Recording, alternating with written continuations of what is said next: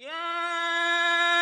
أيها الذين آمنوا كتب عليكم الصيام كما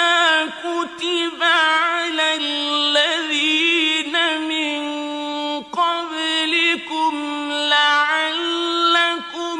تتقون.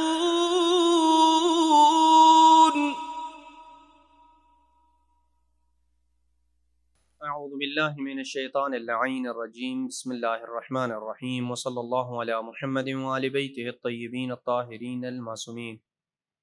بارگاہ سید الاوصیاء حضرت امیر المومنین صلوات اللہ وسلامہ علیہ سے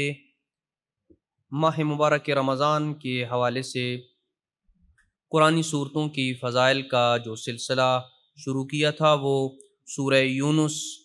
کی اور سورہ ہود کی فضیلت تک پہنچتا ہے۔ امام زین العابدین صلوات اللہ وسلامہ علیہ فرماتے ہیں کہ پیغمبر اکرم صلی اللہ علیہ وآلہ وسلم نے ارشاد فرمایا، من قرأ سورۃ یونس فی کل شہرین او ثلاثۃ، جو بندہ ہر مہینے یا 2 مہینے میں ایک بار سورہ یونس کی تلاوت کرتا ہے، لم یخف علیہ ان یکون من الجاہلین، اسے یہ خوف نہیں ہونا چاہیے کہ وہ بندہ جاہل لوگوں میں سے شمار ہوگا، اور یہ بہت بڑی بات ہے کہ انسان جاہل شمار نہ ہو۔ بس جو بندہ چاہتا ہے کہ وہ جاہل شمار نہ ہو وہ سورہ یونس کی تلاوت کیا کرے۔ وَقَانَ يَوْمَ الْقِيَامَةِ مِنَ الْمُقَرَّبِينَ، اور قیامت کے دن وہ اللہ کے مقرب ترین لوگوں میں سے ہوگا۔ پیغمبر اکرم صلی اللہ علیہ وآلہ وسلم فرماتے ہیں کہ من قرأ سورۃ یونس، جو بندہ سورہ یونس کی تلاوت کرتا ہے، اعطی من الاجر 10 حسنات، کہ اللہ سبحانہ وتعالیٰ اسے 10 نیکیاں عطا کرے گا، بعدد من صدق بیونس،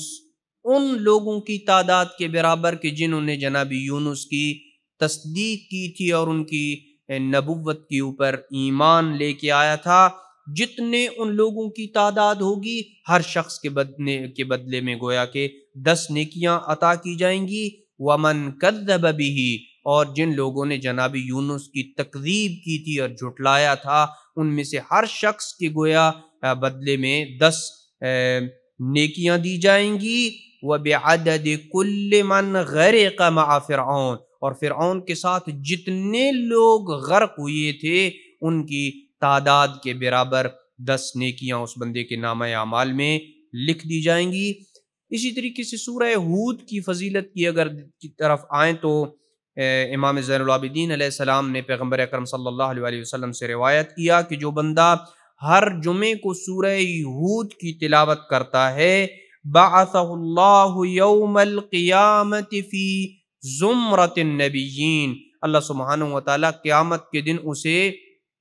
انبیاء کی صفوں میں محشور کرے گا، وہ انبیاء میں کی صفوں میں کھڑا ہوگا۔ وَلَمْ تُعْرَفْ لَهُ خَطِيَّةٌ عَمِلَهَا يَوْمَ الْقِيَامَةِ، دنیا میں وہ جو بھی برائیاں کرتا رہا قیامت کے دن اس کی کوئی برائی معروف نہیں ہوگی، علی الاعلان اس کی برائی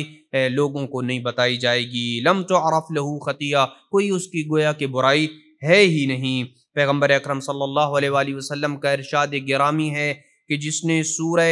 ہود کی تلاوت کی، اعطی من الاجر والثواب بعدد من صدق ہودا والانبیاء علیہم السلام ومن کذب بہم، کہ اللہ سبحانہ وتعالیٰ اسے ان لوگوں کی تعداد کے مطابق تعداد کے برابر اجر دے گا جنہوں نے جناب ہود اور باقی انبیاء کی تصدیق کی اور جنہوں نے جناب ہود اور انبیاء کی تکذیب کی تھی اور انہیں جھٹلایا تھا۔ وَقَانَ يَوْمُ الْقِيَامَةِ فِي